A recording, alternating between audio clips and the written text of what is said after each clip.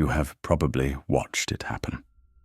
Someone you know, someone genuinely kind, genuinely capable, someone whose intentions were never in question, got passed over for the promotion that went to the person who spent less time working and more time managing appearances, passed over in the relationship that was given to someone who offered less but promised more convincingly, passed over in the room where decisions were made, because they were not in the room where the relationships that determined those decisions had already been quietly built, and you watched them absorb it with a kind of bewildered dignity, telling themselves that the right outcome would eventually arrive, that the people who mattered would eventually see, that goodness sustained long enough would eventually be its own reward. It is a story told with complete sincerity, and it is missing something so fundamental that its absence changes everything. The good people who finish last are not finishing last because they are good. They are finishing last because they are playing a game they never fully acknowledged was being played. A game whose real rules were never written down, never announced, and never honestly explained, because the people who understood them had every structural incentive to keep that understanding private. Friedrich Nietzsche spent his intellectual life studying this gap, not to celebrate the people who exploited it, but because he understood that the gap itself, the distance between the world that kind people believe they inhabit and the world that actually operates around them, was the specific mechanism by which genuine human potential was most reliably wasted. What follows is not a case against goodness. It is a case against naivety. And the difference between those two things is the difference between a virtue and a liability. To understand these 7 rules, you first have to understand the framework from which they emerge. Because without that framework, they are merely tactics, and tactics without philosophical grounding are just manipulation with better vocabulary. Nietzsche's central observation about human social reality was this: the world is not organized around merit. It is organized around perception, narrative, and the strategic management of relationships. This is not a cynical position. It is a structural one. Cynicism says the world is corrupt and nothing can be done. Nietzsche's position was more precise and ultimately more useful. The world operates by laws that are real and learnable, and the people who suffer most are not those who are least deserving, but those who are most convinced that deserving is enough. He drew a distinction that cuts through almost every comfortable belief about fairness and reward. The distinction between those who possess values and those who possess the strategic intelligence to protect and position those values in a world that does not automatically recognize them. Goodness without awareness, he observed, does not stay good for long. It gets consumed, not always maliciously, but systematically, because any resource that presents no cost of access will be taken until it is gone.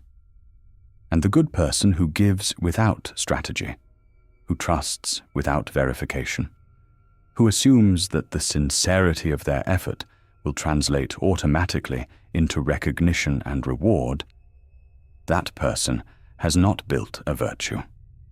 They have built a vulnerability and called it integrity.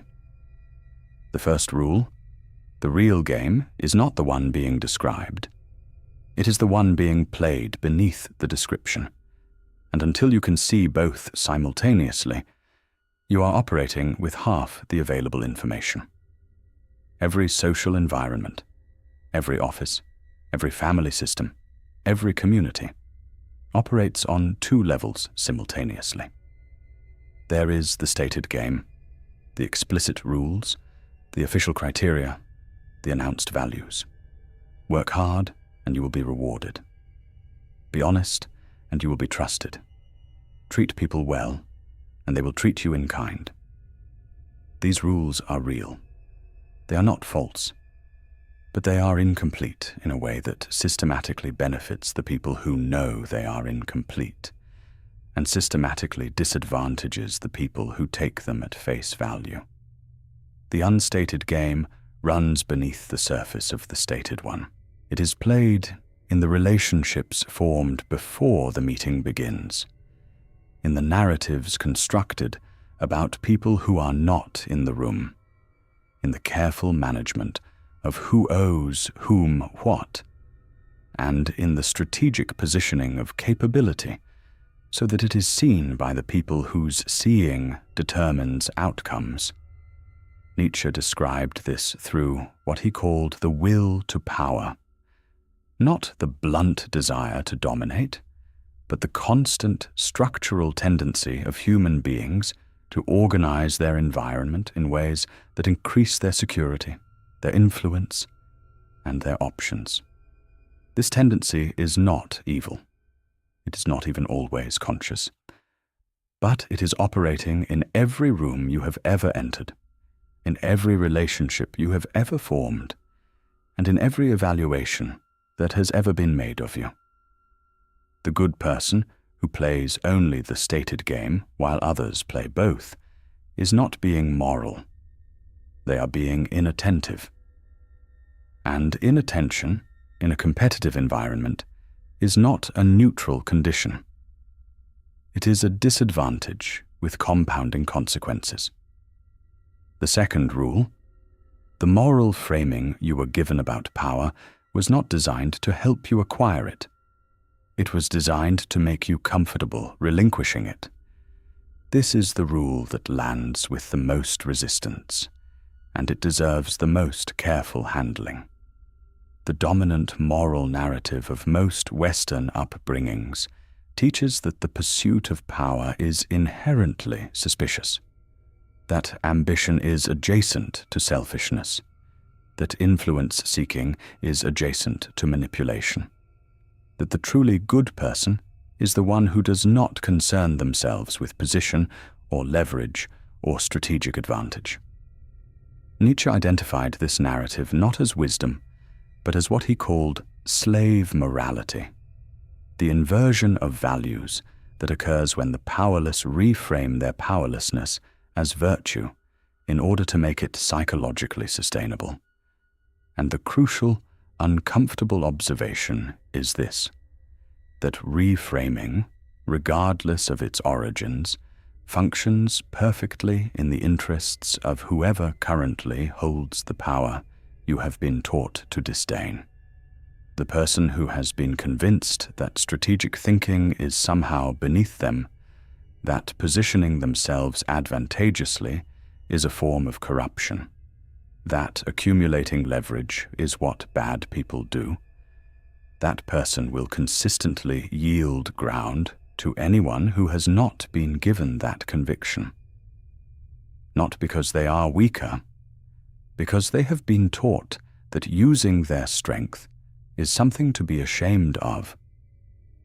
Machiavelli observed the same structural reality from a different angle, that the prince who relies entirely on virtue and ignores the mechanics of power will be destroyed not by his enemy's vice, but by his own principled inattention to how power actually moves. The lesson is not to abandon virtue. The lesson is to stop pretending that virtue alone is sufficient protection in a world that respects it, but does not always reward it. The third rule, the pattern you keep forgiving was never a mistake, and the forgiveness you keep offering is training the other person in what they can take from you without cost. There is a behavior most good people engage in with such consistency that it has stopped feeling like a choice.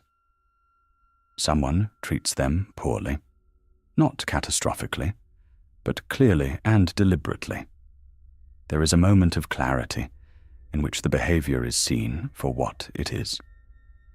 And then, because the good person has been formed by a genuine moral commitment to fairness and reconciliation, they forgive. They explain the behavior to themselves in terms that make it accidental. They return to the relationship as though the incident established nothing. And the other person, consciously or not, registers the information that this particular behavior carries no consequence with this particular person. Nietzsche was not arguing against forgiveness. He was arguing against the unconscious use of forgiveness as a way of avoiding the discomfort of an honest reckoning.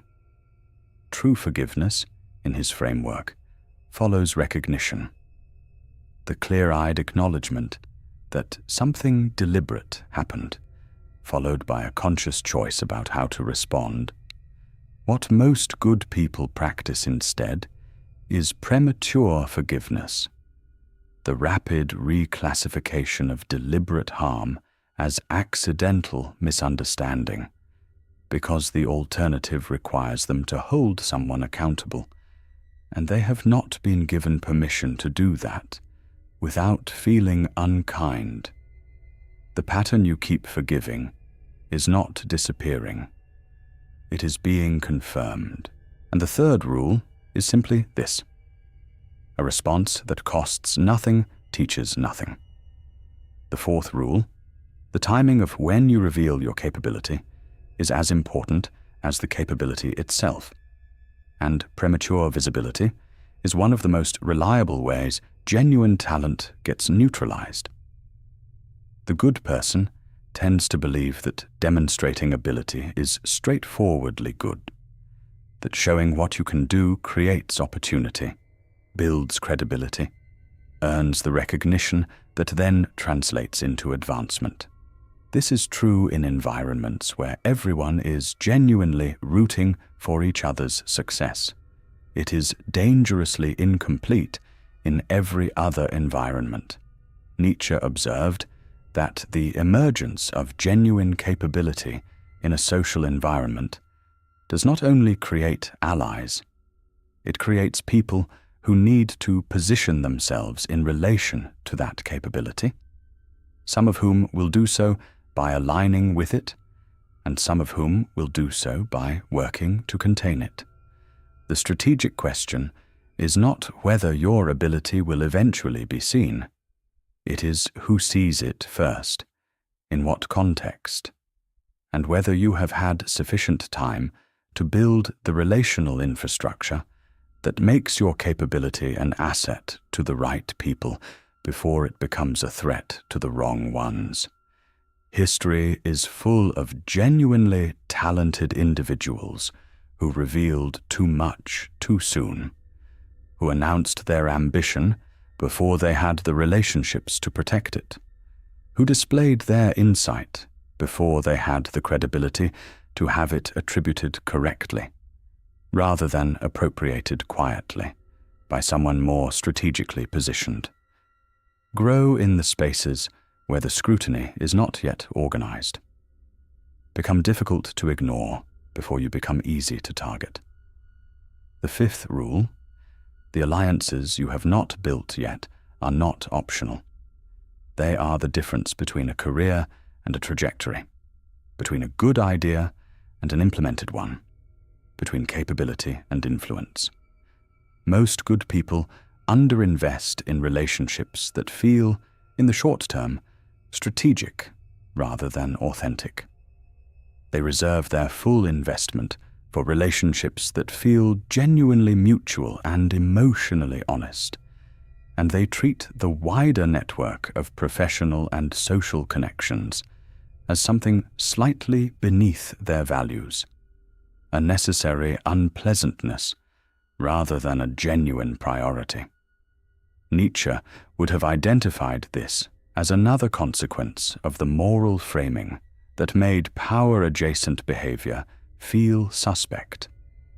because the reluctance to invest in strategic relationships does not make you more authentic. It makes you more isolated.